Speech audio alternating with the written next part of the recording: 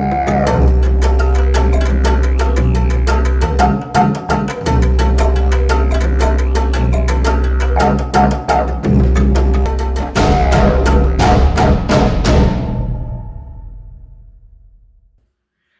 welcome back to Clan of the Cave Brewer. I'm Tom, and this is my guest, William Cook. And William is a musician, and today we're going to talk a little bit about the connection between the craft brew industry and local bands playing at these venues. So, Will, can you tell me a little bit about your experience with the brewery scene? The brewery scene was kind of a godsend for my band because we started out trying to play at bars, but our music was kind of like bluegrass. It was very unique and not very like kind of headbang background music. And a lot of the time, when you go into a bar or you go into any of these venues where they're kind of these more traditional venues, they tend to want that sort of music because you're more kind of there as you're either there for background or you're there to make people dance.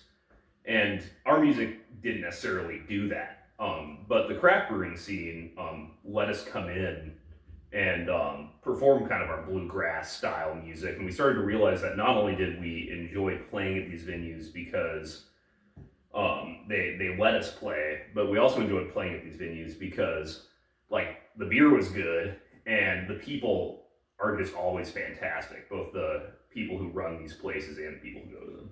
You got your start out in Montana, and now he's out here in Nashville, Tennessee. So can you tell me a little bit about the difference between starting up there and then coming down here and what you've noticed? Oh, definitely. The trend in Montana towards breweries, I was brought up to think that was kind of unique. Came down here and was pleasantly surprised to find a lot of breweries opening up around the south.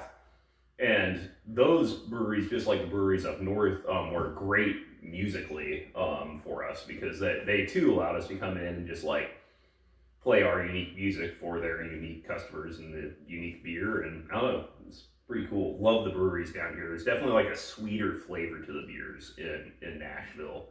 So it's interesting because I don't know if I prefer one over the other, the northern kind of more like bitter, sharp beers to the southern, like kind of sweeter beers. I was actually talking with a brewer down in Florida, and he was telling me that his flagship beer was actually a really light cream ale, and it kind of made me a little bit disheartened. But the reason why he said it was so popular is because it's the closest thing to one of the more generic light beers, mainstream ones. That unfortunately a lot of people drink down there. And he basically just said this is the best transitional beer for getting people into the craft beer scene. And I can understand the reason for doing that, but I think you really just have to stick to your guns. And if you're going to make craft beer, don't apologize for it. You just got to keep going for it. And don't be afraid to lay down some serious flavor. Because like Will said over here, the beers out in Montana, they're not afraid to dump a pile of hops into them. They're not afraid to be what they are. So that's something I really appreciate. And I hope the South can continue to move towards full-bodied flavored beers. Cool. That's like, it's interesting. It's interesting that you would say that like there's kind of like a developing beer kind of culture here so like almost it's newer here down in the South? Yeah, it's newer here, and big name brand beers have been so popular. Well, I don't know about popular, but so present for so many generations.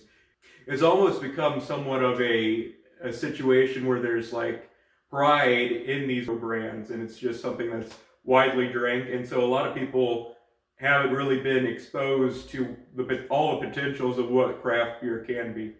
And I hope we can just wrap up this transitional period quickly and get some more adventurous brewers here to really start pumping out, like I said, full body beers and really hop forward beers.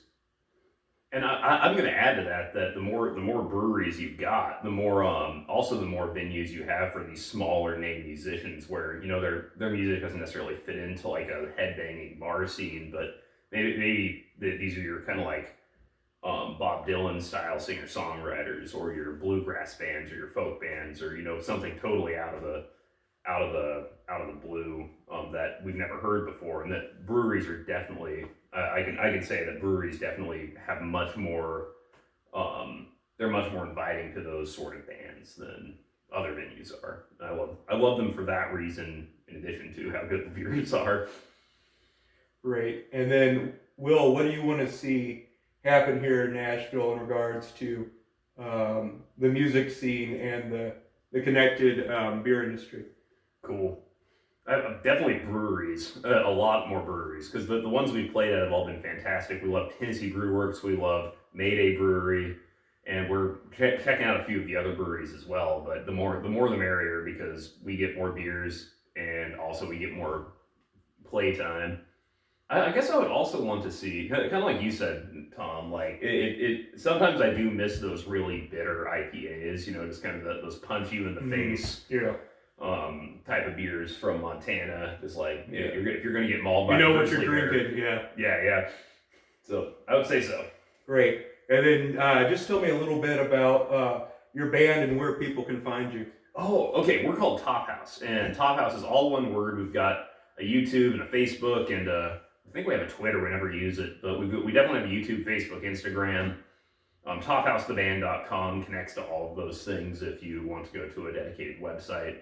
And we play around Nashville, and when we're back in Montana for the holidays or for the summer, we play there too. So if you're in those areas, or we've expanded since the time you've seen this video, then hopefully you can come see us play.